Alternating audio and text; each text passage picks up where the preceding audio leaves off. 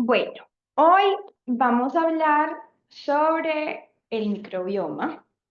Vamos a hablar sobre cómo se analiza el microbioma y cómo estos análisis del microbioma se pueden utilizar para encontrar biomarcadores de salud del suelo y de la salud de las personas.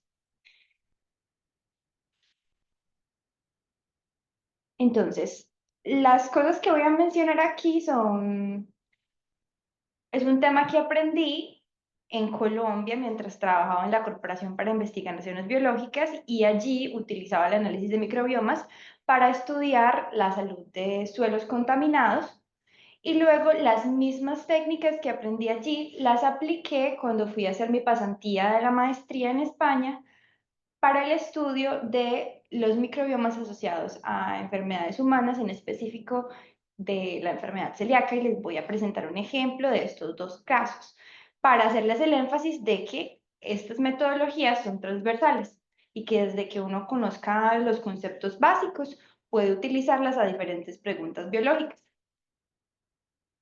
Entonces vamos a hablar primero acerca de las definiciones de microbiomas y de metagenómica. Les voy a dar una introducción a los conceptos básicos de la metodología y voy a darles dos ejemplos, un ejemplo aplicado a la medicina y un ejemplo aplicado a la agricultura y la conservación. Entonces, primero, antes de hablar de qué es el microbioma, hay que recordar qué es la microbiota. La microbiota es el conjunto de microorganismos que viven en un sitio específico y que interactúan entre ellos formando un ecosistema. Entonces, el reservorio más importante de microorganismos que hay en el planeta es el suelo. Y de hecho, es la fuente de los microbiomas, de los animales y de las plantas. Cuando hablamos del microbioma, ya nos estamos refiriendo es a las funciones de esos microorganismos, a todos los genes, las rutas metabólicas y los metabolitos que se producen por ese conjunto de microorganismos en ese espacio. ¿Y por qué estudiamos el microbioma? Porque el microbioma está ayudando a complementar las funciones que varios organismos ya tienen. Por ejemplo, en el caso de los humanos, nosotros tenemos un genoma que codifica para alrededor de 19.000, tenemos 19.000 genes que codifican para proteínas. Tenemos más genes, pero los que codifican para proteínas son alrededor de 19.000. Sin embargo, las funciones que nosotros realizamos dentro de nuestro cuerpo no son solamente las que podemos realizar con esas proteínas, sino que el microbioma nos provee a nosotros hasta 3 millones de genes adicionales y con sus funciones asociadas. Y lo mismo ocurre para las plantas y para los animales. Entonces, entender el microbioma es fundamental porque ese microbioma hace parte de la salud de los animales, del suelo y de las plantas. En el caso del suelo, el microbioma es muy importante por muchas razones, pero yo quiero resaltar que es importante para la salud de las plantas, porque estas plantas obtienen la mayoría de sus nutrientes gracias a la función de los microorganismos en el suelo. Por ejemplo, hasta el 80% del nitrógeno y el 90% del fósforo que las plantas necesitan se adquiere gracias a los microorganismos del suelo y de los 29 elementos esenciales que las plantas requieren para su crecimiento y su desarrollo, 18 se obtienen del suelo también gracias a esos microorganismos. Además, estos microorganismos producen unas sustancias que son otros antimicrobianos, pero son en contra de patógenos de plantas. O sea que cuando hablamos de microbioma, casi siempre estamos hablando del conjunto de microorganismos que hacen una función benéfica. En ese microbioma también hay microorganismos que pueden convertirse en patógenos, pero mientras hacen parte del microbioma y sus funciones están controladas, se les llama oportunistas, no se les llama patógenos. solamente se convierten en patógenos cuando los organismos benéficos reducen en su abundancia y el buffer que ellos presentan con todas sus sustancias antimicrobianas se pierde y empiezan a proliferar aquellos que no generan ningún beneficio. El microbioma nos puede ayudar como un indicador, como un biomarcador de la salud del suelo. Y este sería un biomarcador biológico. Pero además de utilizar el microbioma para estudiar la salud del suelo, podemos utilizar otros tipos de indicadores, como por ejemplo los físicos, estudiando la erosión, el drenaje del suelo, los químicos, como el intercambio catiónico, el pH y la temperatura. Y la idea es que los físicos, los químicos y los biológicos se estudien juntos y se haga una correlación de ellos para dar un diagnóstico de la salud de ese suelo. Y cuando decimos salud, nos referimos a la capacidad del suelo para sostener la productividad de las plantas y de los animales, mejorar la calidad del agua y del aire en ese sitio. Además, el estudio del microbioma también es aplicable para estudiar la salud humana, porque nosotros tenemos microbiomas en nuestras diferentes partes del cuerpo. Y no es el mismo, sino que cambia según el órgano, según el lugar. ¿Por qué? Pues porque en diferentes partes de nuestro cuerpo tenemos diferente disponibilidad de nutrientes para esos microorganismos, diferente disponibilidad de oxígeno.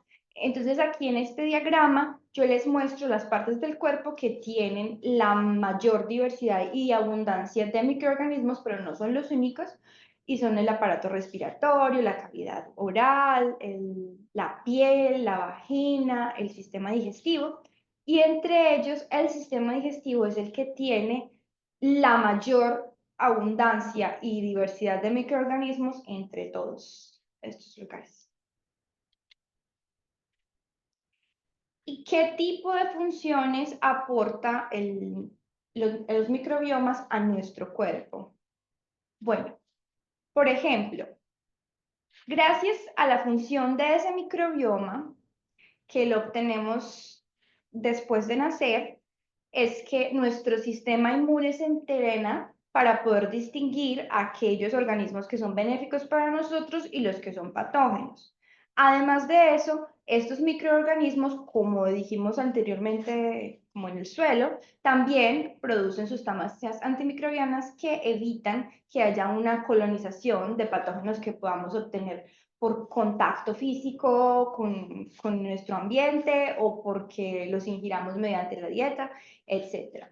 Y no solo esto, sino que además estos microorganismos también ayudan en la digestión de nuestros nutrientes, ya sea dentro de nuestro intestino o incluso desde el momento en el que ellos llegan a nuestra boca, porque hay algunos de ellos que tienen unas funciones que permiten la degradación de carbohidratos y entonces la digestión empieza desde allí.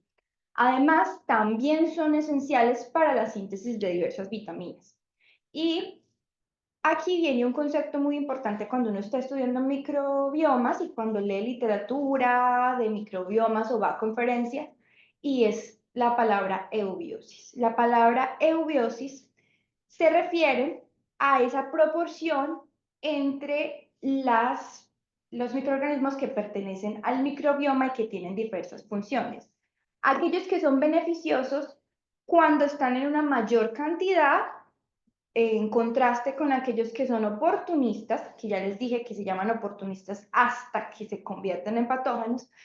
Entonces, cuando el equilibrio es de esta manera, hay más beneficiosas que oportunistas, se le dice que hay una eubiosis y que las funciones que están siendo proveídas por esa microbiota o el microbioma son suficientes para preservar la salud de este hábitat vivo que hacemos en este caso nosotros. Aunque eubiosis también aplica para otros contextos, no solamente para los humanos, sino también para otros animales. Y aquí les estaba resaltando las funciones que hace el microbioma en estas partes del cuerpo, pero quise hacer una diapositiva específica para las funciones que realiza el microbioma dentro del sistema digestivo, puesto que allí es donde se presenta la mayor diversidad y abundancia de microorganismos en el cuerpo y que los metabolitos y las sustancias que se producen por la microbiota que vive en el sistema digestivo son relevantes no solo para la salud del sistema digestivo, sino que circulan a través de la sangre hacia todo el cuerpo. Y en general, ellos proveen muchas funciones que son importantes para la salud total de nuestro organismo.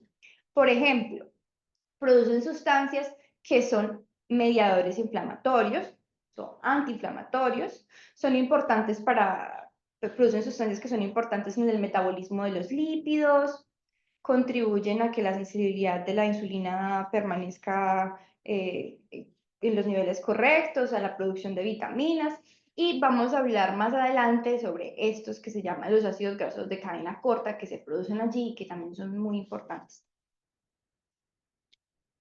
Cuando la proporción entre bacterias oportunistas y beneficiosas cambia, y en este caso las bacterias oportunistas empiezan a predominar en este ambiente, esto es lo que se les llama disbiosis.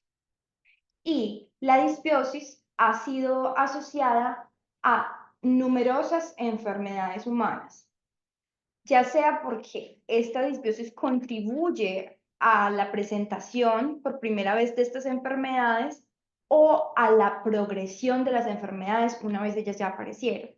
Y varias de ellas son enfermedades comunes y complejas, como el cáncer, las enfermedades cardiovasculares, la enfermedad inflamatoria intestinal, y varias, o sea, las que presento aquí son solamente algunas, pero la disbiosis ha sido relacionada con muchas enfermedades humanas y por eso es que también nos interesa estudiar el microbioma en el contexto del estudio de la salud humana, de la predisposición a enfermedades. Entonces, ¿cómo estudiamos el microbioma? ¿Qué son las preguntas que debemos hacernos al estudiar el microbioma? Bueno, la primera que podemos hacernos es si existe una relación entre algunos de los componentes de ese microbioma o entre la estructura de ese microbioma y la predisposición o la progresión de una enfermedad. Y en general, lo que se ha visto es que para la mayoría de las enfermedades, esa correlación está dada por la diversidad del microbioma. Cuando hay una diversidad reducida, en la mayoría de las enfermedades en las que hay una asociación del microbioma, entonces la reducción de la diversidad del microbioma está asociada con la presentación de la enfermedad, mientras que el estado saludable o de homeostasis presenta una diversidad mayor. ¿Y cómo puede verse esto si hacemos un poquito de zoom, con más detalle? Digamos que tenemos dos grupos de individuos. Un grupo de individuos sanos y un grupo de individuos que tienen una enfermedad de interés que queremos encontrar una relación con la diversidad de la microbiota. Entonces, a este grupo se le hace un perfil de la composición de ese microbioma, qué grupos de microorganismos están allí presentes. Y esto se puede representar en estas gráficas que son de abundancia relativa. Entonces, aquí, por ejemplo, cada una de estas líneas representaría a uno de los individuos de este grupo. Cada una de estas líneas a uno de los individuos de los pacientes. Y los diferentes colores aquí representan la fracción de componentes de ese microbioma en el individuo dado. Entonces, por ejemplo, aquí vemos varios colores, los mismos colores en casi todos los miembros de este grupo. Quiere decir que aquí hay más diversidad que aquí, porque aquí vemos menos colores. Además, las proporciones de estos colores aquí están mucho más cercanas que en este otro escenario, donde vemos que hay algunos grupos que predominan. Entonces, en este caso, podríamos decir que hay una mayor diversidad en el grupo de individuos sanos que en el grupo de individuos que tienen ese fenotipo de interés. Pero este solamente es un caso, porque además de que, digamos, los mismos grupos aparezcan en todos los individuos, pero lo que cambia serían el número entre sanos y enfermos, también puede ser el caso de que no cambie toda la estructura del microbioma, sino un componente en particular, un grupo de microorganismos en particular, o 2 grupos, o 3 grupos, pero no la estructura completa. Y ahí hablaríamos de que algunos microorganismos estarían asociados, en lugar de decir que la diversidad y la reducción de la diversidad están asociados. Entonces, después, a partir de este momento, yo les voy a ir contando cómo podemos estudiar tanto la diversidad como la asociación de microorganismos en particular. ¿Por qué estudiamos esas asociaciones? ¿Por qué nos interesa encontrar las relaciones entre esos microbiomas y las enfermedades? Pues es porque tenemos la idea de que si encontramos esas asociaciones, tal vez al modular los componentes del microbioma, podemos tratar esas enfermedades o prevenirlas. Entonces aquí hay una ilustración de un grupo de personas que tienen diferentes perfiles del microbioma y esos perfiles pues están representados por colores. Entonces en gris están aquellas personas que tienen un microbioma saludable. Y en rojo y en verde y en azul tienen un microbioma que está asociado a la enfermedad, pero es diferente entre ellos. Entonces, para estos grupos de personas se puede utilizar tratamientos personalizados. Y uno de esos tratamientos puede ser la nutrición. Una nutrición que induzca a la presencia y la abundancia de los grupos benéficos o a la reducción de aquellos que son oportunistas o patogénicos. Entonces, a cada uno de estos grupos se les daría una alimentación específica y también podría ser posible darles un suplemento microbiano para aquellos organismos funcionales de los que están les hace falta, hasta que todos ellos recuperen una microbiota más normal. Este sería un tratamiento basado en probióticos y en nutrición personalizada, que esta nutrición personalizada que favorece la aparición y la permanencia de estas bacterias es lo que se llama los prebióticos. O sea que estos serían los prebióticos y los probióticos. Pero además, uno también podría hacer tratamiento utilizando postbióticos. Y los postbióticos son suplementos en los que se da no el microorganismo, no los nutrientes para el microorganismo, sino los metabolitos que el microorganismo produce, que el microbioma produce. Pero esto sería un tratamiento a corto plazo porque habría que estar suplementando siempre estos metabolitos. En el caso en el que uno pudiera restablecer la dinámica original del microbioma, entonces el tratamiento sería permanente, porque esos microorganismos se quedarían allí, se estabilizarían y ellos mismos estarían produciendo los metabolitos que son importantes para la salud. Otro tipo de tratamientos que existen son el trasplante de materia fecal de personas que tengan una riqueza en composición y en diversidad de funciones que sea saludable a personas que estén en un estado de disbiosis. Y estas tres opciones que están aquí, la terapia con fagos o bacterias modificadas genéticamente, se utilizan en el caso en el que lo que hay es una infección que no ha podido ser tratada con tratamientos convencionales. Entonces, los fagos funcionan, son fagos que aparecen de forma natural y que atacan específicamente las bacterias que están causando la infección, en caso de que existan. Por supuesto, esto no es un tratamiento que pueda utilizarse en todos los casos.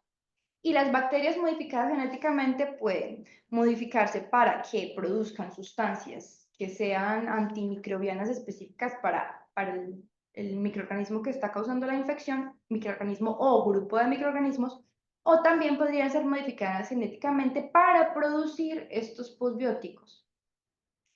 Entonces, las aproximaciones o las estrategias que más se utilizan son la medicina personalizada, los prebióticos, los postbióticos, pero estas otras alternativas también existen. Lo que pasa es que son más específicas a momentos en los que, digamos, los tratamientos convencionales o todo el resto de las opciones no funcionan, porque también son más complicadas, no están disponibles en los programas nacionales de salud, son costosas y no se pueden utilizar en todos los casos. Bueno, entonces ya que entendemos qué es el microbioma, cuáles son las funciones y beneficios del microbioma en la salud del suelo y en la salud humana y por qué estamos estudiando el microbioma, ahora sí les voy a explicar cómo se estudia este microbioma. Les voy a hablar de las diferentes técnicas. Estas son técnicas también ómicas. La primera el primer grupo de estas ómicas estudia la composición, o sea, que nos da información de cuáles son los grupos allí presentes y en qué abundancia está cada uno de esos grupos. Y el segundo grupo es un grupo de técnicas que se utilizan para entender la función. Porque yo puedo saber cuál es la composición, pero no sé exactamente qué es lo que estos microorganismos están haciendo allí, mientras que si yo utilizo estas otras técnicas, sí puedo saber eso. Entonces, empecemos con las de composición. Hay dos tipos principales, la metataxonómica y la metagenómica. Antes de que yo siga, en cualquier momento que quieran preguntarme algo, simplemente levantan la manito digital y me pueden interrumpir en la clase porque el día de hoy no es tan larga, entonces sí me pueden hacer preguntas en la mitad, lo que quieran que se aclare, sin ningún problema. Entonces, estas técnicas que son para estudiar la composición del microbioma, hay dos principales, la metataxonómica y la metagenómica. Esta se parece un poco a lo que habíamos hablado en la sesión 1, porque metagenómica lo que busca es reconstruir los genomas y encontrar diferencias entre esos genomas, pero en este caso los genomas son los genomas de las bacterias o de los hongos o de los microorganismos de interés en la muestra de interés en el grupo que estemos interesados, personas que estén enfermas con un fenotipo tal, comparadas con personas sanas. Y esto implica que se haga una extracción del DNA y que se haga una secuenciación de ese DNA y la reconstrucción de los genomas de todos esos microorganismos. Y este proceso es un proceso largo y es computacionalmente intensivo, pero nos da la resolución hasta el nivel de qué cepas están presentes allí. Pero hay otra alternativa a esta metagenómica que también nos permite saber qué genes están codificados en cada uno de los genomas de estos organismos, que se llama la metataxonómica. Entonces, en la metataxonómica no tenemos información del genoma completo, tampoco sabemos exactamente los genes que están codificados en los genomas de los microorganismos presentes, pero sí podemos saber los grupos de microorganismos que están allí. Y cuando digo grupos me refiero a los taxones o a las relaciones evolutivas entre esos grupos. Por ejemplo, qué filos, qué clases, qué órdenes, hasta qué géneros de bacterias u hongos están allí presentes. Pero en metataxonómica no podemos llegar a la resolución de cero, porque esta técnica se basa en el uso de marcadores filogenéticos. Entonces, en vez de secuenciar, al extraer el DNA, en vez de secuenciar todo el DNA que está allí presente, lo que se hace es que se amplifica una región que funciona como un marcador filogenético. Y en la sesión anterior habíamos hablado de que el marcador filogenético era una región del genoma que estuviese presente en todas las especies que uno quisiera comparar y que fuera conservado en todas ellas, pero no ultra conservado, sino que tuviera la suficiente variabilidad genética para que uno pudiera encontrar las diferencias entre especies, entre géneros, entre clases, órdenes, etc. Entonces aquí lo que se hace es extraer el DNA, se amplifica un marcador filogenético, se secuencia ese y se hacen análisis de los grupos taxonómicos. En las técnicas de función, lo que podemos analizar es, por ejemplo, la metatranscriptómica, que es el análogo de la transcriptómica que hablábamos en la sesión 2, pero aquí no tenemos solamente el RNA del humano, sino que tenemos el del humano y el de todas las bacterias u hongos en los que estemos interesados en la muestra de interés. Y en el caso de la metaproteómica, ya no estamos utilizando estrategias de secuenciación de DNA o RNA con las que estamos familiarizados, perdón, sino que se utilizan otras técnicas como por ejemplo la espectroscopía de masas, eh, técnicas de separación, ay, ya se me acaba de olvidar cómo se dice en esto, la cromatografía de gases, la cromatografía líquida. Y entonces lo que se hace es que se identifican cuáles son las proteínas que están allí presentes, se hace una abundancia relativa de esas proteínas o de los metabolitos que son el producto final, que es el que nos está dando a nosotros un beneficio eh, de parte del microbioma. Hoy nos vamos a centrar en estudiar cuál es el flujo de trabajo para hacer análisis basados en metataxonomía.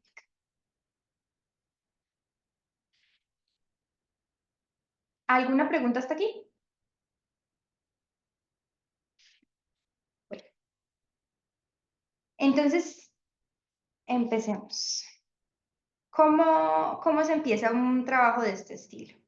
Lo primero que se hace es identificar la muestra que nos podría dar la mejor información para entender nuestra pregunta de interés. Entonces, si estamos estudiando una enfermedad humana y la enfermedad tiene una manifestación en las mucosas, entonces tomamos una muestra de las mucosas. Si es una enfermedad que tiene una manifestación del sistema digestivo, podemos tomar una biopsia o podemos tomar una muestra de heces fecales, o si es una enfermedad de los riñones o del sistema urinario, entonces muestras de orina. Y si lo que estamos estudiando no son enfermedades humanas, sino la salud del suelo, podemos tomar una muestra de suelo. Entonces les voy a hablar como si estuviésemos tomando una muestra de suelo, pero como les dije al inicio de la sesión, el flujo de trabajo es el mismo después de que se toma la muestra hacia adelante, es el mismo, no importa si estamos estudiando el suelo o si estamos estudiando una muestra humana. Digamos que tomamos muestras del suelo, de diferentes partes del suelo en el que queremos obtener biomarcadores basados en el estudio del microbioma y que hicimos una muestra compuesta, el muestreo estuvo muy bien. Allí, en ese suelo, vamos a tener DNA, no solamente de las plantas, sino que vamos a tener DNA de los insectos, vamos a tener DNA de los animales, vamos a tener DNA también de las plantas que están allí. Y nosotros estamos interesados en los microorganismos. O sea que hay que encontrar una forma de seleccionar entre todo ese DNA cuál es el DNA de los microorganismos de interés. Y la forma es utilizando en metataxonómica esos marcadores filogenéticos. Entonces, el que más se utiliza cuando se estudian los hongos y las bacterias son basados en componentes del ribosoma, porque el ribosoma, como ya sabemos, el ribosoma es este complejo macromolecular que está funcionando en el proceso de la traducción, que es un proceso universal en los seres vivos celulares. Y entonces, eh, el ribosoma tiene unos componentes que sirven como marcadores filogenéticos. Entonces, en el caso de los eucariotas, el ribosoma tiene un tamaño diferente que en el caso de los procariotas, pero en general la estructura es muy parecida. En los procariotas, el tamaño del ribosoma es 70S, mientras que en los eucariotas es 80S. Entonces, en el caso de las bacterias, lo que se usa para hacer esta clasificación taxonómica es un gen que es el gen 16S, que codifica para este RNA ribosomal, que hace parte de la subunidad menor del ribosoma de los procariotas. Y en este gen 16S hay varias regiones que son unas regiones que se les llama variables y hay otras que se llaman conservadas, y las que son interesantes para hacer el estudio de metataxonómica son las regiones variables. Entonces se pueden hacer primers para amplificar esas regiones variables y después esas regiones amplificadas se secuencian. En el caso de los hongos y de los parásitos, También se utilizan marcadores que están asociados con los ribosomas, pero en este caso los más utilizados son los genes 18S, 28S y el más común, el marcador más común que se utiliza no es en realidad un gen, sino que es una región que está espaciando esos genes. Entonces, el 18S, 5S y 28S son genes que codifican para componentes de la subunidad mayor y menor de este ribosoma eucariote. Y ellos están organizados así en el genoma. Primero 18S, después 5.8, después 28. Y aunque estas regiones son ultra conservadas, las regiones que separan los genes tienen una mayor variabilidad. Entonces se puede hacer una amplificación de estas regiones más variables que de todos modos están presentes de forma universal y están lo suficientemente conservadas, pero tienen la variabilidad que necesitamos justo para hacer las clasificaciones taxonómicas. Entonces se puede secuenciar esta región ITS1, que es el espaciador entre estos dos genes, o la región ITS2. ¿Y qué sigue después de la secuenciación? Bueno, entonces aquí estaba la muestra biológica a la que le hicimos la secuenciación del marcador de interés, que puede ser el ITS1, el ITS2, el 28S, el 23S, el 16S. En este caso, digamos que era el 16S. Se tienen esas secuencias y estas secuencias son bastante parecidas, pero van a tener sustituciones de nucleótidos, ¿cierto? Entonces aquí las puse en colores dependiendo de a qué microorganismo pertenecía. En este caso sería una muestra de bacterias porque utilizamos este marcador 16S. Entonces, después de tener estas secuencias, podemos hacer agrupaciones de las secuencias para distinguir cuáles son los grupos taxonómicos presentes en la muestra. Y para hacer eso hay dos formas. La primera forma es utilizando referencias en bases de datos. O sea, hay bases de datos que tienen los genomas de muchas bacterias de muchos grupos filogenéticos. Entonces, puede ser de muchas clases, de muchos órdenes, de muchos géneros. Y lo que se puede hacer es alinear estas secuencias que se obtuvieron a esos genomas de referencia y utilizar las especies que tienen secuencias del 16S que tienen una similitud mayor a algún umbral que se determine para anotar estos microorganismos que están aquí. La otra opción es, en lugar de utilizar las bases de datos de referencia en este punto, lo que se puede hacer es agrupar estas secuencias con base a la similitud que tienen entre ellas. O sea, que ellas se alinean y se hacen grupos de las que sean más parecidas entre ellas. Y cuando digo más parecidas entre ellas, puede ser un umbral, o sea, que tengan el 95% de la secuencia conservada, el 98% o el 80%, dependiendo del umbral que uno considere. Esos grupos se llaman unidades taxonómicas operativas. Entonces, puede que sean secuencias de diferentes cepas, de diferentes especies, pero que pertenezcan al mismo género.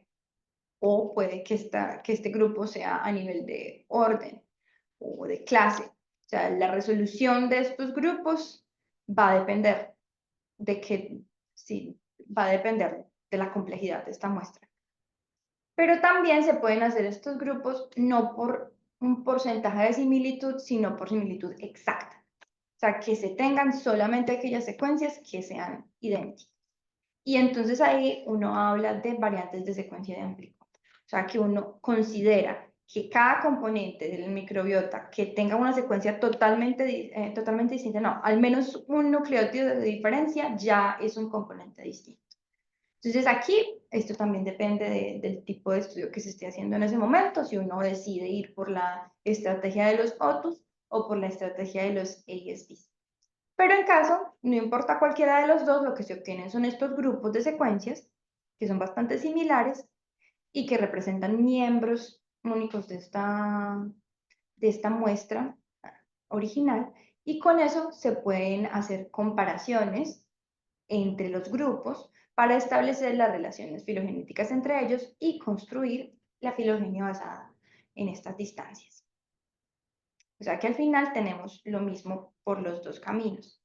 una asignación taxonómica. En el caso de aquí tenemos nombres propios en caso tal de que esta referencia contuviera la secuencia que estaba en mi muestra original, y aquí lo que tenemos son OTU1, OTU2, OTU3, ASB1, ASB2, ASB3, etc. Son nombres más bonitos. Bueno, esto para una muestra, pero vamos a tener varias muestras, por supuesto, porque lo que queremos comparar es el microbioma, ya sea de un suelo afectado con un suelo control, o de una parte del cuerpo con otra parte del cuerpo, o de una parte del cuerpo de un individuo sano con la parte del cuerpo de un individuo enfermo, o del mismo individuo antes y después de un tratamiento, etc. Pero siempre vamos a querer buscar comparaciones, o sea que vamos a tener diferentes muestras. Entonces, en este caso, asumamos que tenemos 1, 2, n muestras. El proceso es el mismo para cada muestra. Se obtiene el DNA, se secuencia el marcador filogenético, se obtienen estas secuencias y se hace la agrupación que les conté anteriormente, ya sea una anotación o una referencia, o se hace los clústeres de secuencias en OTUS o en ISBs. Y después lo que se hace es que se revisa cuál es la abundancia de cada uno de esos grupos en todas las muestras. Y se genera una matriz que se parece bastante a las matrices que estábamos discutiendo cuando hablábamos de transcriptómica, que teníamos los niveles de expresión de los genes. Pero en este caso, las filas de esta matriz son grupos taxonómicos, las columnas son las muestras, y lo que está aquí adentro es la abundancia de esta muestra, de este grupo taxonómico en cada una de las muestras. Y la abundancia está en función de la cantidad de secuencias que soportan la presencia de esa muestra la presencia de ese grupo en esa muestra, ¿cierto? Entonces, aquí, por ejemplo, el grupo rosadito. Entonces uno contaría cuántas veces ve la secuencia del rosado en la muestra X para poder encontrar esta abundancia. Y hay diferentes formas de graficar o de representar estas abundancias en las muestras. Una es con la que ya estamos bastante familiarizados desde la sesión que estábamos hablando de transcriptómica, que son los mapas de calor.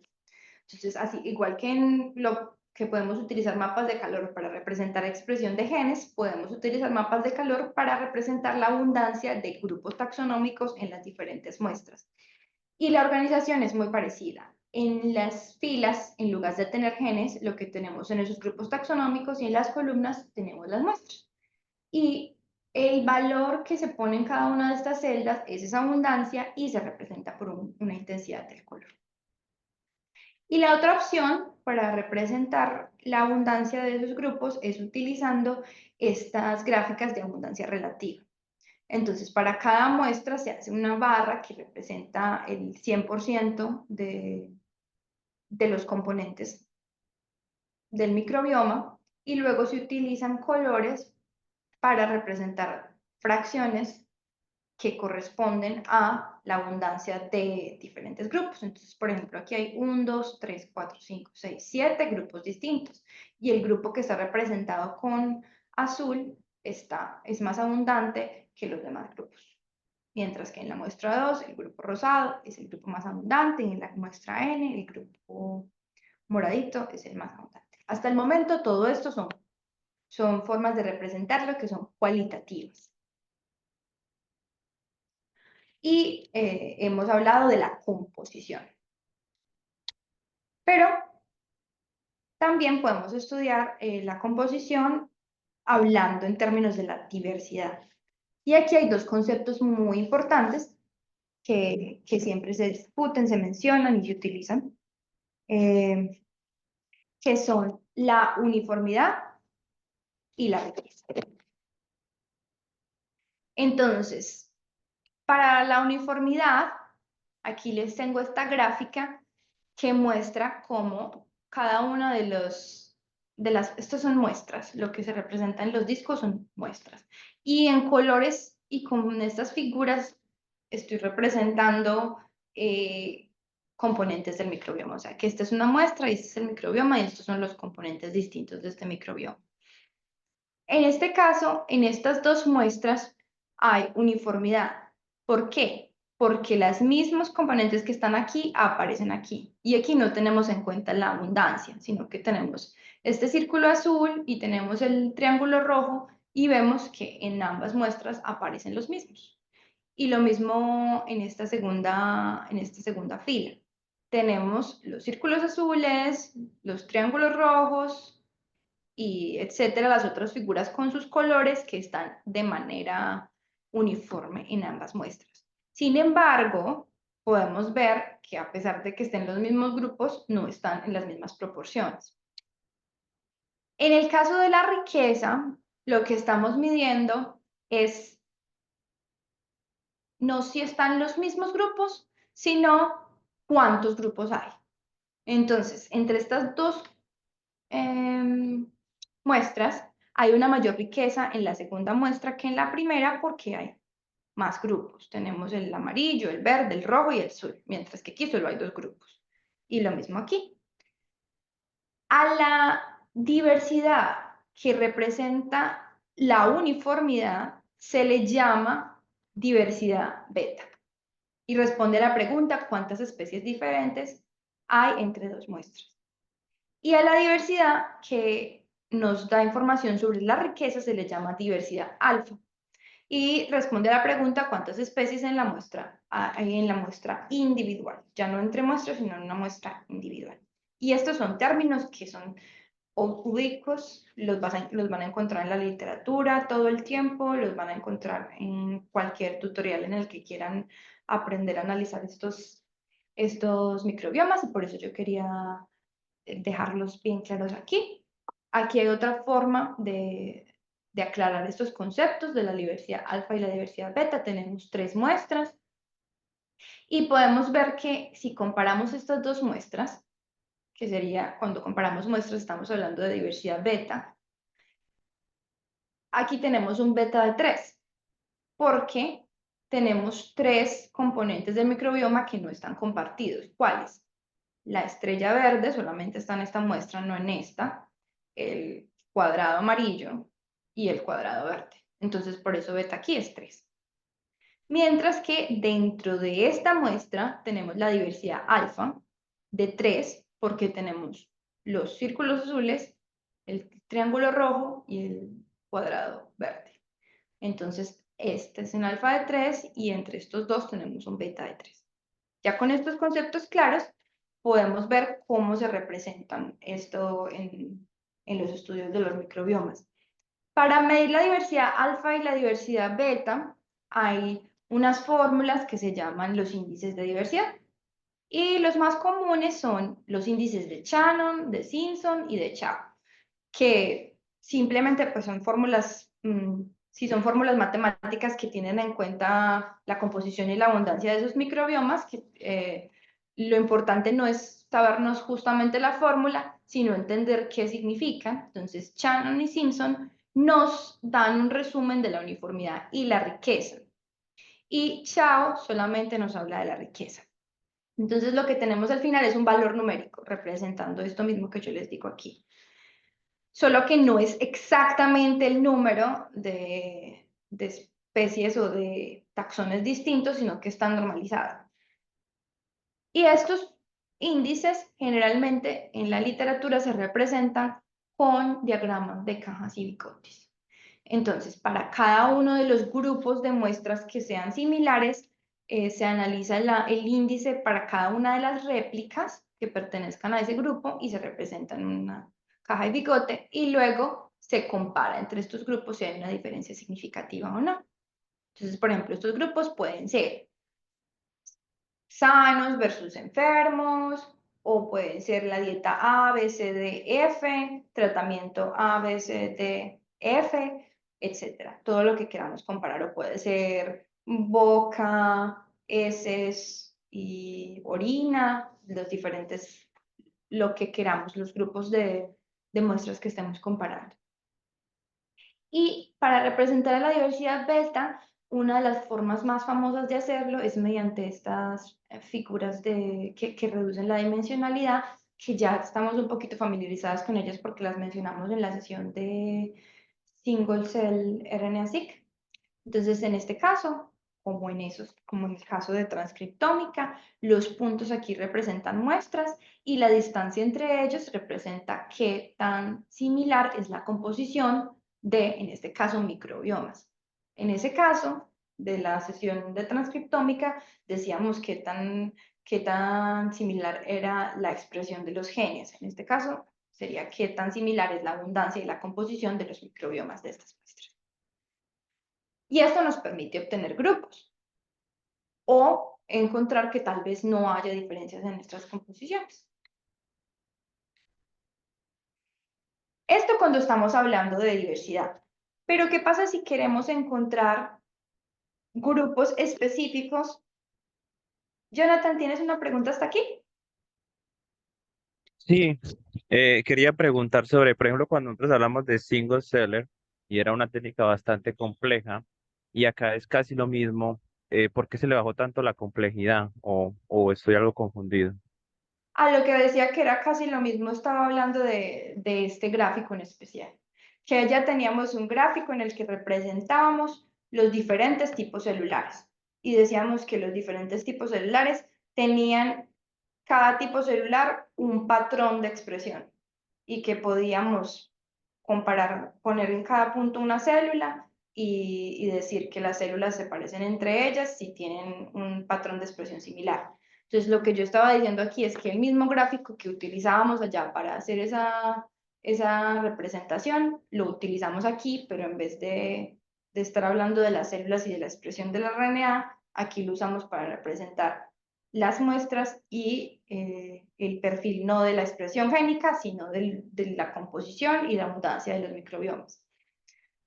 Eh, no sé, Sí, sí me quedó clara. tal vez la complejidad aquí, obviamente sí, Single Cell es una técnica bastante compleja. Yo pienso que primero, la técnica es compleja y segundo, como ya han visto tantas clases hasta este momento, los temas también les parecen más sencillos porque ya han aprendido, ya saben de dónde sale este gráfico, ya saben cómo se hace, qué significa. Entonces, tal vez eso también ayude a que parezcan mucho más sencillos los conceptos hoy. Y también es más fácil pensar en términos de grupos de bacterias distintas que pensar en términos de genes y de cosas que nunca hemos visto en un microscopio. Sí, sí tienes razón. Sí, porque pues como son bacterias y solamente son de diferentes, pues es más fácil. Gracias. Con mucho gusto. ¿Alguna otra pregunta hasta aquí? También pueden escribir en el chat. Yo voy a estar pendiente del chat si quieren escribir cosas en el chat, preguntar. Bueno, entonces ya habíamos hablado de diversidad, de cómo representar las diferencias en diversidad, alfa, beta, y también podemos estudiar si existen grupos específicos que a pesar de que no haya un cambio evidente en la diversidad, en la estructura entera del microbioma, tal vez estos grupos específicos, ese grupo o una cantidad reducida de grupos, puedan estar asociados con ya sea el tratamiento o con la enfermedad de interés, ¿cierto? Y esos son estudios de asociación y ya hemos hablado de estudios de asociación anteriormente, solo que los estudios que estábamos utilizando en el pasado eran estudios de asociación genética y en este caso vamos a estudiar estudios de asociación de composición del microbioma. Pero la esencia es muy parecida. Entonces, tenemos un grupo de individuos sanos y un grupo de individuos que tienen el fenotipo de interés. Y para cada uno de los miembros de ese grupo, entonces se hace el perfil del microbioma. O sea, se identifican los grupos, como ya les había dicho, se identifican ya sean los ASB o los OTUS o con nombre propio si utilizamos una referencia. Y se identifica también la abundancia de cada uno de esos grupos en cada uno de los miembros de los individuos sanos o los individuos con la enfermedad de interés o tratamiento de interés. Y Utilizando técnicas estadísticas se puede encontrar cosas como esta, por ejemplo, aquí yo la puse muy obvia, pero puede no ser tan obvia, y es que aquí hay una abundancia de un grupo específico solamente en las personas que tienen la enfermedad y no en las personas que están sanas, ¿cierto? Entonces, esto es lo que son los grupos, los estudios de asociación, que también los habíamos visto antes para mirar estudios de asociación de genotipos a enfermedades, o sea que ahí las variables no eran el, el microbioma, sino que las variables ahí eran genotipos. Pero ya más o menos la idea es la misma de los estudios de asociación. Y con estas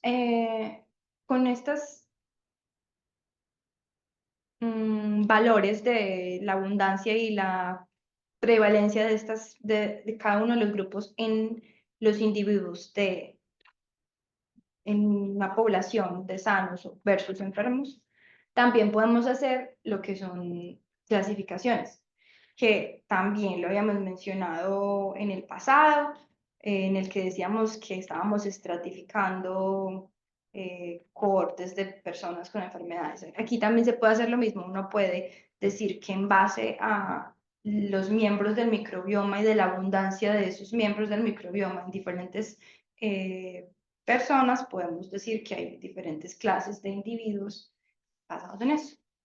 Y también podemos hacer estudios estadísticos en los que correlacionemos la abundancia de esos grupos de microorganismos en el microbioma con metadata. ¿Y qué es metadata? Metadata es cualquier otra información que tengamos sobre los individuos de interés, por ejemplo, la edad, el sexo, la etnicidad, la dieta, el estilo de vida, que si fuman, que si no fuman, que cualquier otro tipo de información que pueda ser relevante para el fenotipo de interés. Y uno puede decir, ah, bueno, entonces estos microorganismos están más asociados a las personas que están enfermas, pero que además fuman, ¿cierto? En ese estudio de correlación. Y yo les hablé de esto, pero no les dije exactamente qué es el valor que se pone aquí. ¿Cuál es el valor que me determina a mí esta intensidad en este mapa, por ejemplo? O sea, ¿qué puedo poner yo como valor que me represente ese miembro del microbioma? Les he estado hablando hasta ahora de la abundancia, pero en realidad la abundancia absoluta no es lo que se utiliza, sino que se utiliza una abundancia media. O no una abundancia media, sino que también se puede utilizar lo que se llama prevalencia media. Y como son términos que aparecen tanto en la literatura y en las conferencias que hablan de microbiomas, pues los voy a explicar aquí un poquito más en detalle. Entonces, supongamos que esto es mi grupo de personas sanas, que solamente tiene 3, en general tendría miles, y estas son las personas enfermas. Y que tengamos un microbioma súper reducido en el que solamente hay 3 grupos. Los que tienen esta secuencia verde, los que tienen la secuencia azul y los que tienen la secuencia gris. Podemos medir la abundancia media de cada uno de estos componentes del microbioma en el grupo de individuos sanos versus los que tienen la enfermedad y encontrar diferencias significativas. ¿Y cómo hacemos eso? Bueno, la abundancia media sería contando cuántas secuencias hay de este grupo de microorganismos y dividiéndolo por el tamaño de este grupo. Entonces, en este caso, 9/3. Y en el caso en los individuos enfermos, entonces sería 1, 2, 3. Distancia media 3/3 sería 1. Bueno, aquí puede que haya un tipo, pero sí, un error, pero sí, sería 3/3. Y la prevalencia media es en cuántas personas encuentro ese grupo. No cuál es la abundancia, sino solamente si está presente o si está ausente. Entonces, la prevalencia sería en el grupo de individuos sanos de esta secuencia azul, sería en 1/3. Y aquí sería en 3/3. ¿Cierto? Entonces, estas son los valores más típicos que se utilizan para hacer estos estudios de asociación. Pero hay otros, sino que estos son los más comunes. Y entonces los estudios de asociación se representan muy parecido a cuando estábamos hablando de los estudios de asociación de genoma completo, en el que lo que se utilizaba no era prevalencia de microorganismos, sino que se utilizaban genotipos y que se llamaban los Manhattan plots. Bueno, aquí ya hay una cosa muy parecida a los Manhattan plots, pero en vez de cromosomas tenemos diferentes grupos taxonómicos, pero de todos modos tenemos esta gráfica en la que los puntos representan estos miembros que se están estudiando, y aquí hay una línea que representa la significancia estadística, y todo aquello que está arriba de la línea está asociado significativamente, es parecido al Manhattan. Y esos son los conceptos básicos para un estudio de metataxonómica. Entonces yo les voy a mostrar solamente algunas gráficas y algunos resultados puntuales de un ejemplo en el que se utilizan todo ese conocimiento para estudiar el microbioma de personas con enfermedad celíaca. Sí. Y otro ejemplo en el que les voy a hablar de esos conceptos aplicados al estudio de la salud de un suelo. Pero no les voy a mostrar absolutamente todo lo que hay en el estudio, sino que les voy a mostrar algunas cosas claves, resultados claves que salieron haciendo los análisis que les mencioné. Entonces, ¿alguna pregunta sobre los conceptos? Mientras tanto, ¿no? ¿O sí? Bueno, entonces el primer ejemplo es el ejemplo de la investigación que hice durante mi pasantía de la maestría en el grupo en un centro de investigación de Madrid que se llama el Instituto INDEA Alimentación, que es un instituto de investigación que tiene varios grupos de investigación que tratan de entender cómo la alimentación puede ser utilizada como un tratamiento o como una estrategia preventiva para diferentes enfermedades. Y entonces ellos están muy interesados en el estudio del microbioma. Y allí, entonces, con la ayuda de mis supervisores, yo hice un estudio sobre la enfermedad celíaca. ¿Qué es la enfermedad celíaca? Bueno, la enfermedad celíaca es una enfermedad autoinmune del grupo de las enfermedades comunes y complejas de las que habíamos hablado antes, y por lo tanto, como las otras enfermedades comunes complejas que les he contado, existe una predisposición genética, pero son enfermedades que son poligénicas, y que la manifestación de las enfermedades no es desde una etapa temprana de la vida, sino que es más tardía y que depende del estilo de vida y de factores ambientales, igual que las otras enfermedades comunes complejas. Pero en este caso especial ha habido mucho interés y evidencia que soporta que esos componentes del ambiente incluyen el microbioma. La interacción entre el microbioma de las personas y el genoma que los predispone a tener esta enfermedad tiene un impacto grande en si se desarrolla o no esta enfermedad celíaca, que es esencialmente una intolerancia al gluten. Entonces, las personas que tienen estas condiciones y que consumen gluten empiezan a tener síntomas como pérdida de peso, dolor de cabeza, dolores musculares intensos, dolor de estómago, diarrea y hasta infertilidad. Y es porque su sistema inmune reconoce el gluten como si fuera un agente dañino y ataca al sistema digestivo, destruyendo las células epiteliales del intestino y destruyéndole los vellos que ellas tienen, que les permiten sensar todos los componentes que están en el interior del intestino. Entonces, esto se le llama atrofia vellositaria y es como el síntoma más extremo. La atrofia total sería esta célula epitelial sin ningún vello, pero normalmente, obviamente, hay diferentes rangos de la manifestación de la patología. El tratamiento que hay para la enfermedad celíaca es único y es evitar completamente el gluten. Entonces hagamos un zoom en dónde está ocurriendo esto. Este es el intestino delgado, y el intestino delgado, esto es una vista transversal. Este es el interior, o sea que aquí están todos los componentes de nuestra dieta y el microbioma, esta parte de aquí de arriba.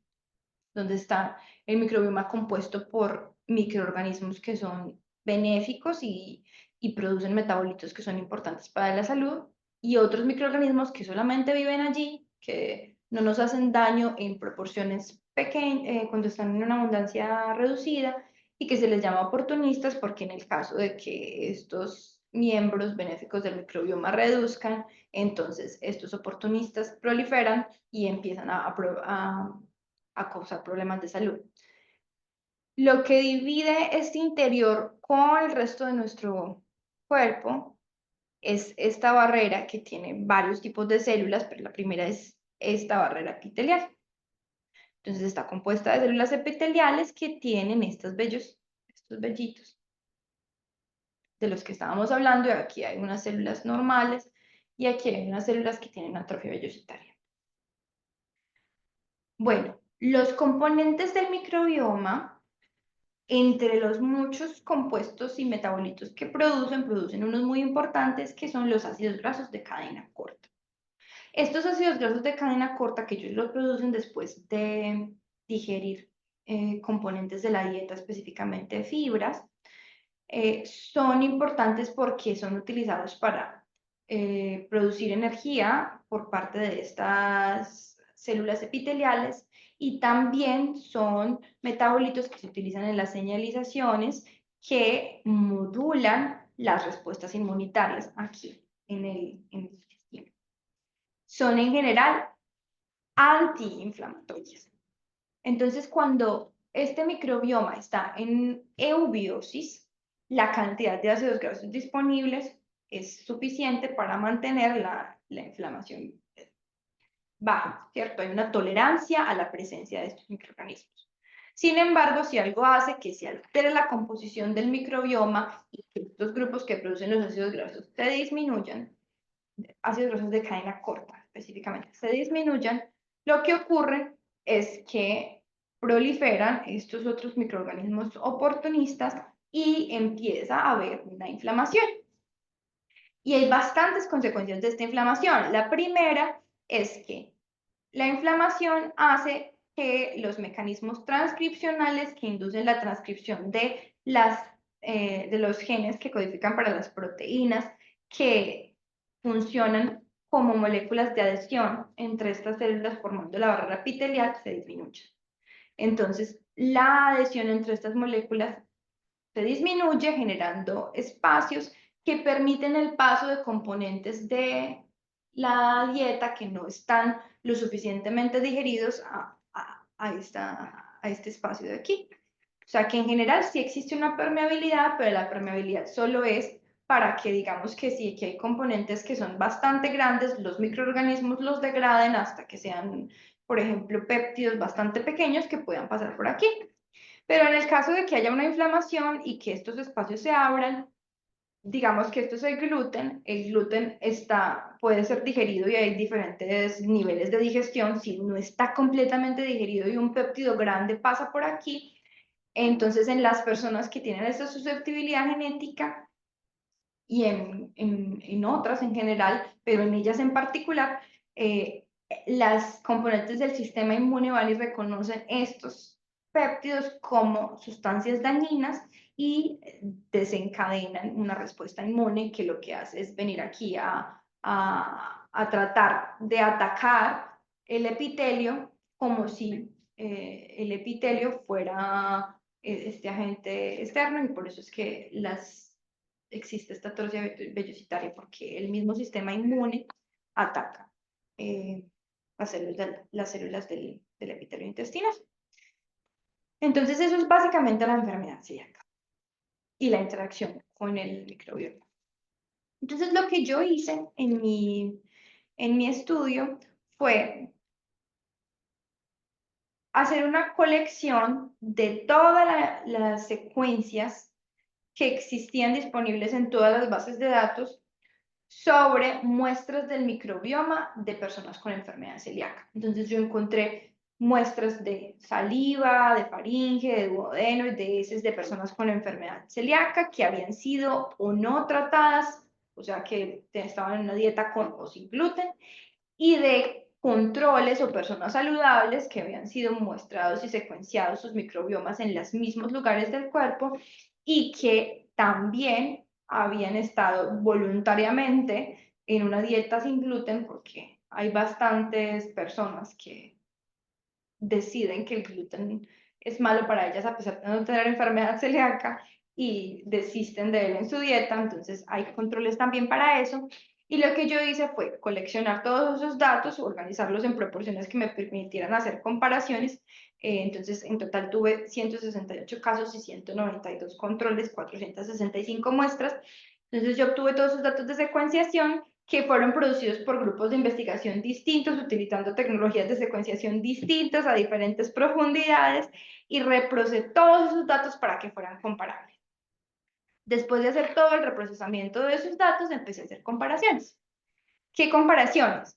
Comparaciones entre la diversidad alfa, y también comparé la diversidad beta, pero aquí les voy a hablar de la alfa porque en el ejemplo de suelos les voy a hablar de la beta. Entonces, comparé la diversidad alfa entre celíacos en una dieta sin gluten, personas sanas y personas sanas en una dieta sin gluten. Y al comparar esta diversidad alfa, encontré que existía una diferencia significativa solamente en el duodeno y en las heces. Estos son los diferentes índices de diversidad, el de Shannon, que ya les mencioné, el de Simpson y el de Chao 1. Y era consistente los resultados para los tres índices y las diferencias estaban en el duodeno y en las heces. ¿Por qué también estudiamos la faringe y la saliva? Porque hay evidencia de que el microbioma en la faringe y en la saliva también existen unos componentes de ese microbioma que tienen propiedades de proteólisis y que pueden degradar el gluten. Entonces, para ver si de pronto esa actividad proteolítica que se daba en la parte superior del sistema digestivo tenía alguna influencia en esta enfermedad celíaca. Pero bueno, lo que encontramos es que las diferencias más importantes en términos de diversidad estaban concentradas en el duodeno y en las heces. Esta es otra gráfica que ya también les expliqué, que era la de la abundancia relativa. Entonces aquí está solamente duodeno y heces, que fue donde encontramos las diferencias significativas. Y tenemos casos y controles de personas con dieta sin gluten y dieta sin restricción o con gluten. Entonces, con el otro resultado lo que vimos es que la diferencia de la diversidad alfa solamente está evidente entre personas están sanas y están en una dieta sin gluten, que tienen una diversidad mucho más alta a los celíacos, pero no en ningún otro grupo, a celíacos que consumen gluten. O sea, los dos casos más extremos. Pero si nos concentramos, ese es un resultado que está teniendo en cuenta toda la estructura del microbioma. Si nos concentramos en los taxones dominantes del microbioma, o aquellos que tienen una abundancia mayor que el resto de los miembros del microbioma, y cuando digo mayor es que con estos grupos podemos reconstruir más del 50%, en este caso más del 70% de los miembros del microbioma, lo que vemos es que la diversidad de estos taxones dominantes en, ya sea casos o controles, no importa, en una dieta en la que se consume gluten es mucho mayor. Mientras que en las personas que no consumen gluten, sean casos o controles, no importa, la diversidad de estos taxones dominantes se altera. O sea que si combinamos este resultado con el anterior, lo que encontramos es que en estas personas que tienen una dieta sin gluten, que son controles, a pesar de que apareciera que la diversidad era mayor, lo que está ocurriendo es que hay mayor número de microorganismos en abundancias muy pequeñas, pero los grupos dominantes han cambiado totalmente su estructura y ya no son menos diversos. Además, también estábamos interesados en la función, pero resulta que nosotros secuenciamos fue marcadores filogenéticos, no secuenciamos el transcriptoma o metabolómica. Entonces, estábamos interesados en la función, puesto que esos microorganismos en el intestino que producen los ácidos grasos de cadena corta, que algunos ejemplos son el acetato, el butirato y el lactato, son importantes para modular la respuesta inmune, para mantener la inflamación reducida en ese ambiente normal, para que haya tolerancia. Y estas rutas de producción de los ácidos grasos de cadena corta contienen una serie de enzimas importantes que son codificadas por 26 genes en bacterias. Entonces, lo que nosotros hicimos fue que, utilizando bases de datos, encontramos que dentro de los grupos que nosotros habíamos identificado taxonómicamente, cuáles genomas completos estaban reportados en las bases de datos y que en esos genomas estuviesen codificados estos genes. Y lo utilizamos como un proxy para decir que como nosotros tenemos información de que esos grupos están presentes en el microbioma, entonces esas rutas o esos genes también estarían ahí. Y lo correlacionamos con que la presencia del gen es una función de la presencia del grupo en el microbioma. Y estudiamos todos estos genes. Aquí solamente les tengo dos ejemplos. Un ejemplo de un gen que está asociado al acetato, a la producción de acetato, y otro al lactato, que son los que encontramos diferencialmente abundantes. Y lo que encontramos fue básicamente que en los controles o las personas sanas, la producción de ácidos grasos de cadena corta o los genes que están involucrados en esa producción son más abundantes que en las personas con enfermedad celíaca, que tiene toda la relación con lo que se sabe de la fisiología de esta enfermedad. Y utilizando estudios de asociación también encontramos grupos específicos que estaban aumentados o disminuidos en el duodeno o en las heces. Y también utilizando la misma estrategia que les digo, o sea, yendo a las bases de datos y mirando cuáles son los genes que están codificados por estos microorganismos, miramos qué rutas estaban más abundantes o menos abundantes en cada uno de estos grupos. Y en general las rutas que estaban más abundantes eran rutas que favorecían un estado inflamatorio. Y las que estaban más disminuidas eran aquellas que eran benéficas para la salud de las personas, como la síntesis de vitaminas o como la reducción de la inflamación.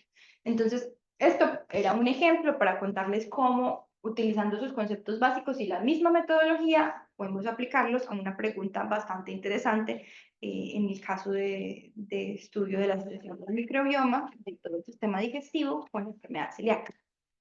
Y ahora les voy a mostrar un ejemplo en el que vamos a utilizar las mismas metodologías, los mismos conceptos, pero en vez de estudiar el microbioma humano, vamos a estudiar el microbioma del suelo.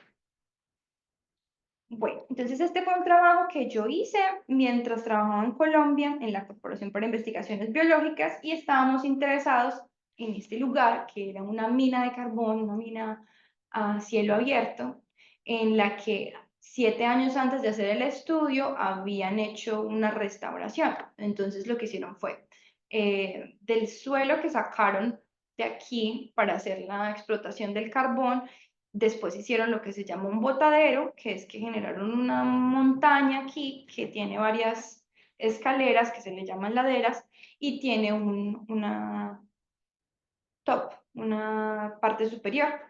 Entonces ellos le hicieron un tratamiento a ese suelo, de tratamiento físico, químico, para devolverlo supuestamente a un estado saludable y sembraron árboles que fueran parecidos a los árboles que estaban al principio.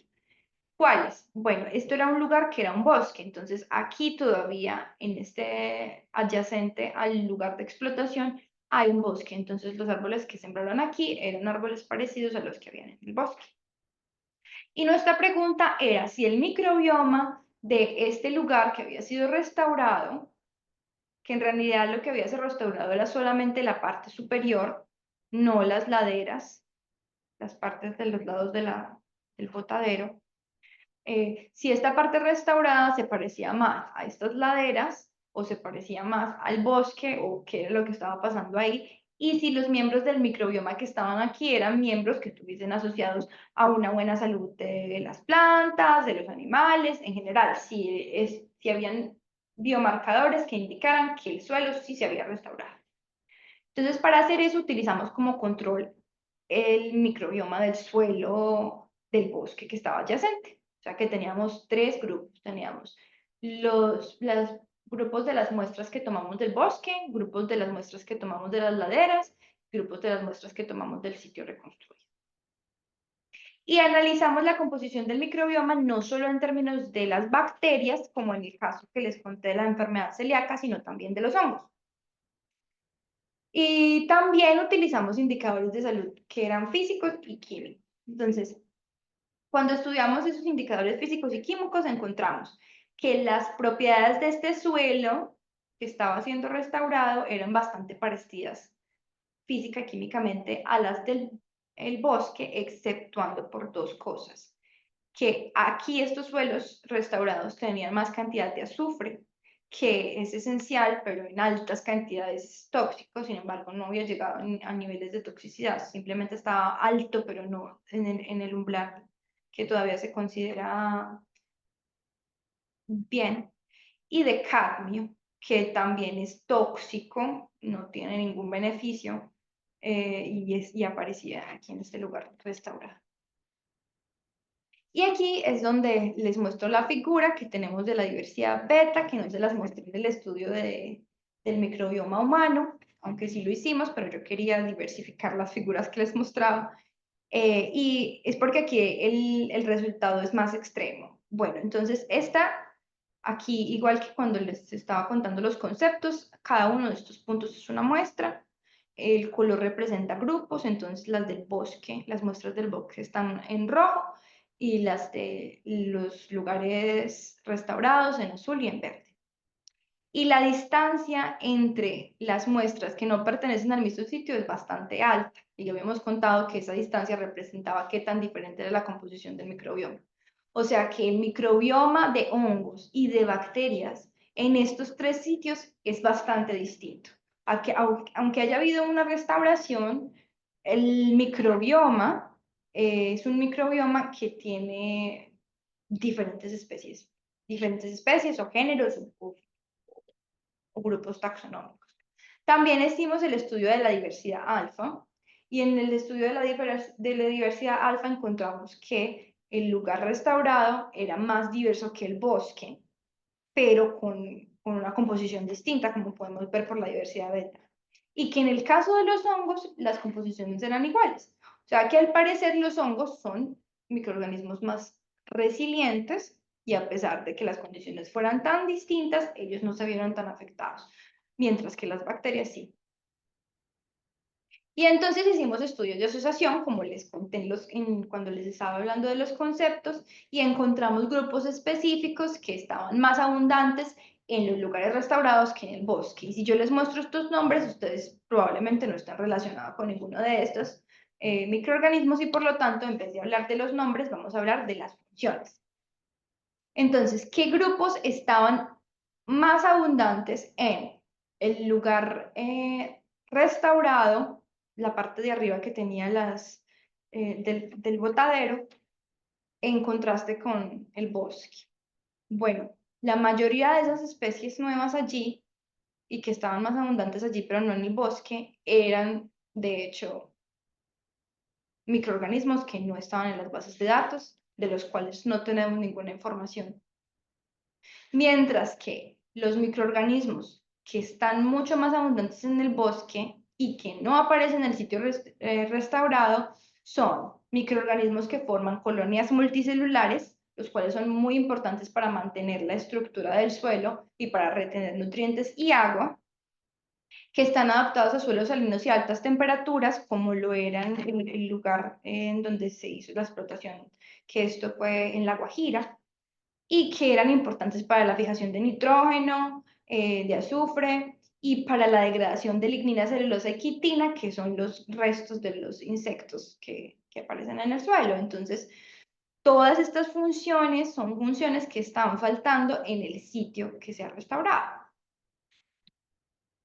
Esta es las funciones de los que están más abundantes en las laderas versus el bosque. Entonces, en estas laderas sí hay una cantidad mayor de microorganismos que forman colonias multicelulares, y que degradan celulosa quitina y que son microbiota intestinal animal. Sin embargo, son diferentes que los que aparecen en el bosque, pero están haciendo unas funciones que son benéficas para ese suelo.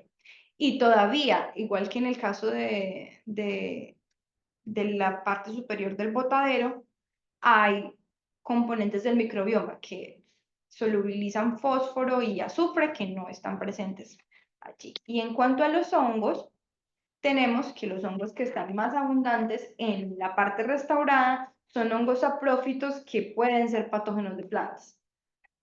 Un indicador bastante malo de la salud del suelo. Y los que faltan son microorganismos que producen sustancias que son importantes porque funcionan como defensa de las plantas, producen micotoxinas, degradan celulosa. Bueno, o sea que en general lo que este estudio nos contó es que a pesar de que la diversidad pareciera que se hubiera restaurado, las funciones de los microorganismos que estaban allí no eran necesariamente las que producían un beneficio al suelo. Bueno, esto simplemente es que, igual que como lo hicimos para los humanos, aquí estudiamos qué rutas o qué genes de rutas importantes como el metabolismo de aminoácidos, biosíntesis de metabolitos secundarios, etcétera, estaban más abundantes en cada uno de los sitios. Y aquí no encontramos ninguna diferencia muy evidente. Al parecer, las rutas principales están conservadas en los tres sitios. Y bueno, eso era lo que les quería contar, que a pesar de que utilizamos los mismos métodos, los mismos conceptos, el mismo análisis, utilicé el mismo software, lo que cambié fue las bases de datos, utilicé este conocimiento para resolver dos preguntas biológicas bastante distintas y ambas muy importantes. ¿Hay alguna pregunta hasta ahora?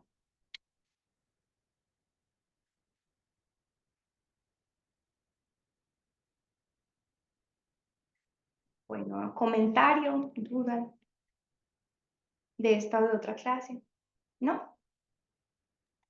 Sí, no, muy interesante todo el cambio de la, de la función sobre todo, pues que al final da como una muestra del impacto que puede tener una intervención en la microbiota del suelo. Muy interesante.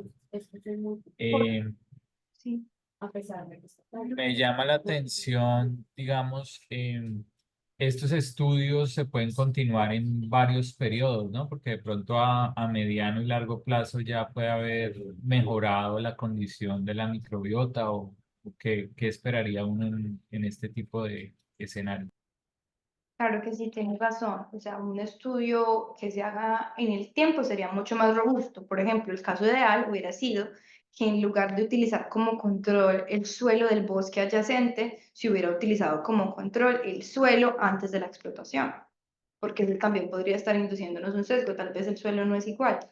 Y que se hiciera en el tiempo una evaluación de la evolución del microbioma. Este estudio en especial se hizo 7 años después de que se cerró se cerró la mina y se hizo el botadero, o sea que hace 7 años que se había empezado la restauración. Sí, si lo midiéramos en el tiempo en el futuro, bueno, tal vez se logren impactos positivos en el futuro, pero de todos modos 7 años es un proceso muy largo para no haber logrado una restitución completa, pero sí vimos que hubo cosas que se rescataron, por ejemplo, a nivel químico y a nivel físico, el suelo estaba muchísimo mejor y había diversidad. Lo que pasa es que habían ciertos componentes del microbioma que aún no se habían restaurado. Pero yo pienso de todos modos que este estudio cualitativo también es importante porque lo que se puede hacer es hacer una estrategia que sea específica para restaurar esos componentes del microbioma que hacen falta, ¿cierto? Que se podrían introducir o modular de alguna manera. Lo de nosotros era simplemente un estudio cualitativo, pero sí, a partir de allí se podría hacer otro estudio adicional. Y definitivamente hacer el estudio en el tiempo hubiera sido, hubiera sido bastante interesante. Probablemente nos hubiera dado información distinta y más precisa. No, igual es muy interesante porque, por ejemplo, en cultivos perennes, cultivos de 20, 30 años, cuando se hace la renovación y se pone un nuevo cultivo, o así sea el mismo, por ejemplo, en la palma de aceite o en el café, empiezan en ese segundo cultivo, empiezan a aparecer enfermedades que no se presentaron en la primera fase, en el cultivo original. Entonces, claro, eso debe estar muy asociado a todos esos cambios en la microbiota que favorecen la presencia de esos hongos que tú nos mencionabas que son oportunistas. Entonces, es muy bueno desde ese punto de vista. También de pronto no sé si te puedes devolver a la diapositiva de unos box plot que mostrabas del otro trabajo de la enfermedad autoinmune.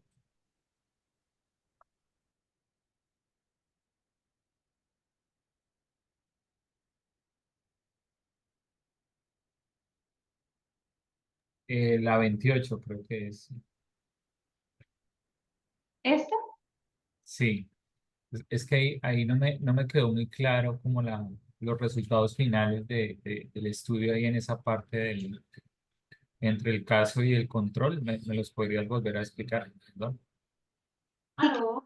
Em, o sea, aquí solamente mostré un gen que era involucrado en la ruta de la producción del acetato y un gen que estaba involucrado en la ruta de producción del lactato, que salieron de estas rutas que están aquí, o sea que es uno de estos, ¿cierto? Pero se hizo para todos. Y entonces cada punto aquí representa la abundancia de, de ese gen en una muestra de los casos y en una muestra de los controles, ¿cierto? Entonces, lo que es esta abundancia del gen en realidad no es la abundancia directa del gen porque nosotros no secuenciamos el genoma completo. Entonces, yo les estaba mostrando esto para contarles la estrategia que habíamos usado y era que habíamos identificado los grupos taxonómicos y habíamos ido a las bases de datos para ver genomas enteros de miembros de los mismos grupos taxonómicos para inferir si esos miembros en sus genomas generalmente codificaban el gen y los genes de esa ruta en general y correlacionar la presencia de ese gen en esos genomas con la abundancia de los microorganismos que los codificarían según la referencia. Entonces lo que mirábamos aquí era si los componentes de la microbiota de los casos tenían más o menos microorganismos que codificaran para ese gen en comparación con los controles. Y esto porque nos interesaba que tuvieran más o menos la misma, porque si tienen menos, entonces hay, obviamente todo esto es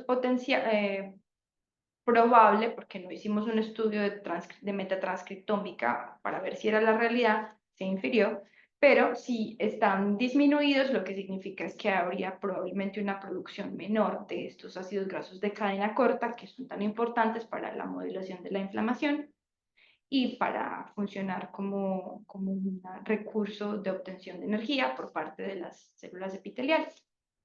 Entonces ahí les había mostrado solamente estos dos genes para hacerles simplemente para contarles que hicimos esto para cada gen. Y que también se puede hacer no solo por gen, sino por ruta. Entonces ahí uno lo que hace es que, mira, todos los genes que pertenecen a la ruta deben estar en los genomas de los componentes del microbioma que estén en el mismo grupo taxonómico que nosotros identificamos, pero en las bases de datos donde se hizo un estudio metagenómico, o sea, que se secuenciaron los genomas enteros. Y se hace el análisis de la abundancia de estas rutas, también basado en la abundancia de los grupos taxonómicos. Entonces, con esta información, lo que obtuvimos fue lo que yo puse en esta tabla de resumen. O sea, rutas de de síntesis de peptidoglicano, de obtención de energía, de inflamación, etcétera. Todos los genes que participaran en esas rutas que estuvieran codificados en los genomas de estos microorganismos que estuvieran secuenciados y depositados en las bases de datos. Esto era un ejemplo para que vieran un gen, pero en realidad no miramos uno, sino muchos y una ruta. ¿Por qué escogí estos? Pues porque eran los más importantes para la síntesis de ácidos grasos de cadena corta. Pero es un ejemplo porque no nos limitamos a esos, sino que miramos todos, todos. Vale, muchas gracias, ya más claro, gracias. Era como para contar la estrategia de que bueno, sí, sí, utilizamos una de las metodologías que les conté al principio, que supuestamente solo nos da información sobre la composición. Pero si uno juega con la información de la composición y con la información de la función que ya existe en bases de datos, a pesar de que no sea justo en mi muestra, se pueden hacer inferencias.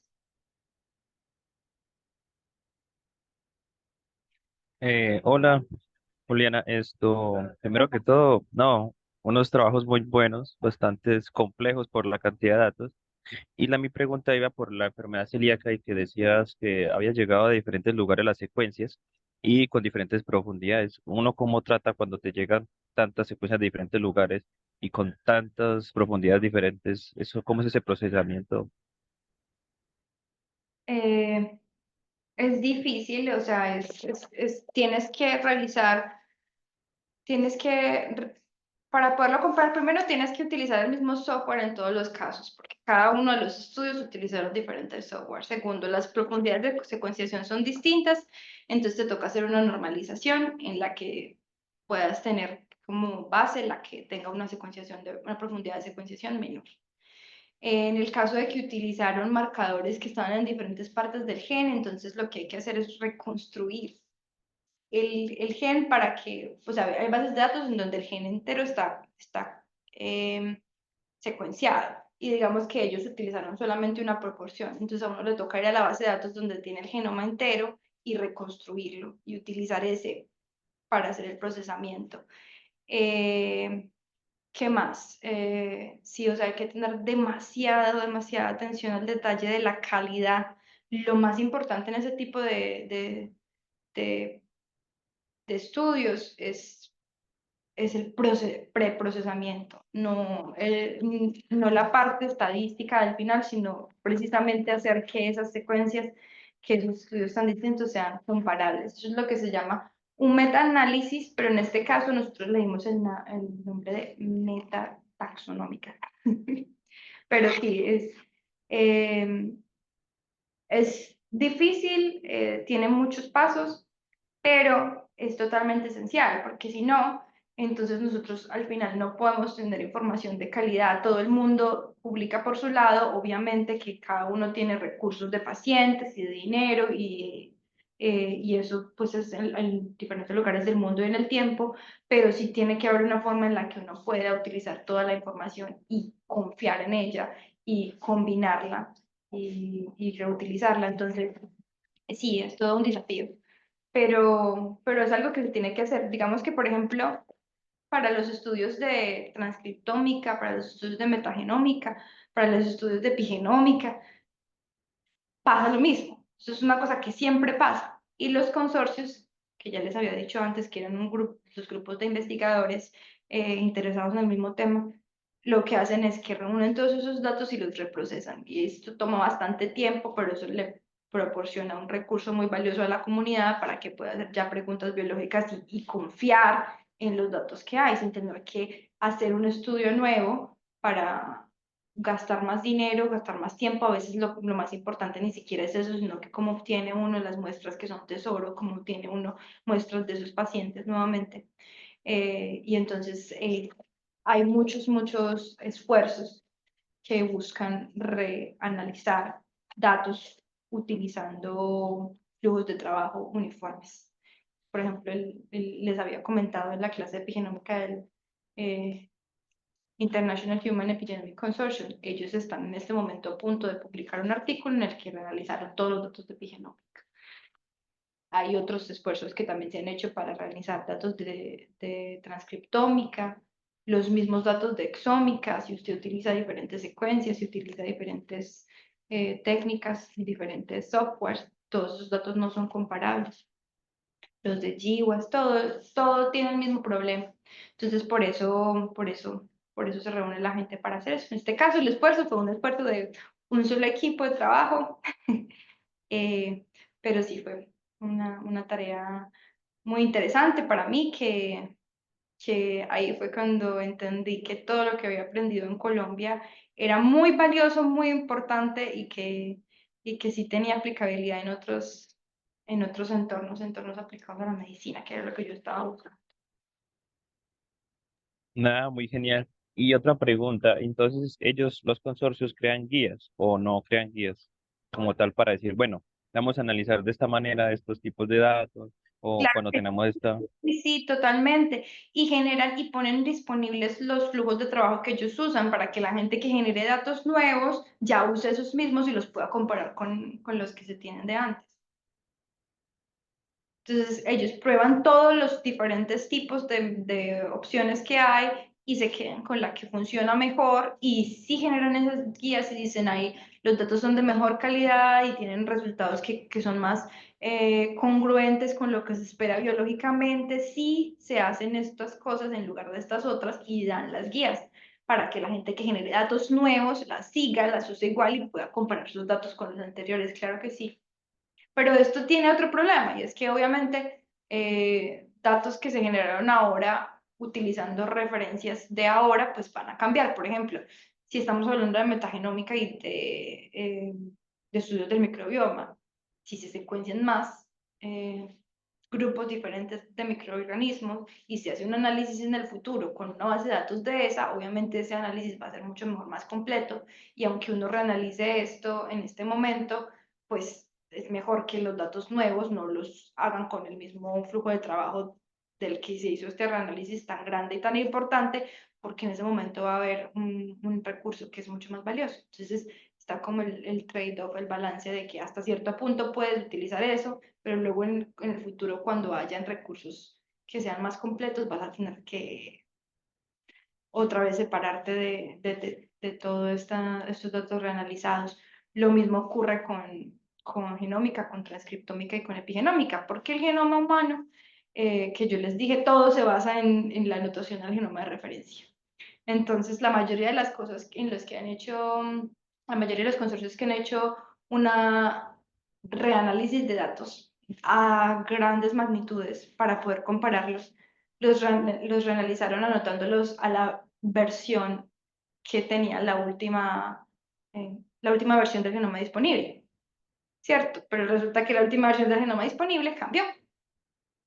Entonces ahora la gente que genera datos nuevos está en ese problema de, ¿será que los reanalizo con los flujos de trabajo que todo el resto de la gente publicó y que puedo comparar mis datos o los reanalizo con este nuevo genoma de referencia que es mucho más completo y que tiene regiones del genoma que el otro no tenía y tiene una resolución del número de copias que el otro no tenía y que de pronto me va a dar información muy importante? Entonces a veces lo que hacen es que hacen las dos cosas, pero eso es una tarea titánica. O a veces pues renuncian a una, querían comparar, entonces más bien utilizan la versión anterior o quieren una información nueva, eso depende, pero sí, los reanálisis son totalmente esenciales, importantísimos y tener guías son importantes, pero no son absolutas, siempre van a cambiar, siempre van a evolucionar.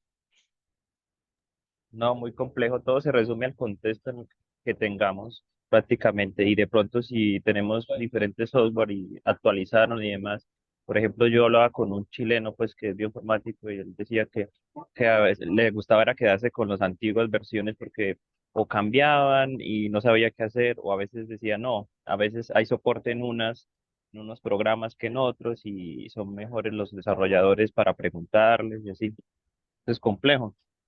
No, eso es tan importante lo que tú dices de la documentación, claro, porque es que si un software ya es de varios años, hay una comunidad de personas que lo sabe usar, que entiende cuáles son los errores, que entiende cuáles son los beneficios a los que uno puede apoyarse, pero si es un software totalmente nuevo, uno está solo, a pesar de que el artículo sea muy brillante y diga, ay, no, es que esto es lo más importante, si uno se encuentra con un problema y no tiene con quién discutirlo, pues hasta ahí llegó. Entonces, sí, hay que pensar en todo eso cuando uno hace un análisis.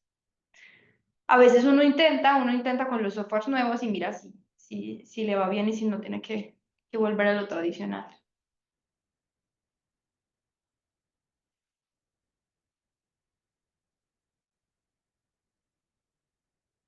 ¿Alguna otra pregunta? ¿No? Bueno, muchísimas gracias. Entonces, con eso terminamos todas las sesiones del taller. todas las sesiones del taller. No, estoy muy contenta porque hasta el último día tuve asistencia y estuvieron bastante presentes. Hoy recibí las tareas de otros estudiantes que hicieron los ejercicios, o sea que este fin de semana voy a estar revisando ejercicios de transcriptómica, de exómica y hasta el trabajo en grupo del club de revista. Entonces, pues, de verdad, qué experiencia tan bonita. Muchas gracias por la participación, por la constancia, por el interés. Y ojalá no sea la única vez que nos veamos. No, muchas gracias a ti. Fue muy buena las clases. Me pasé bien. Me alegra mucho que les haya gustado.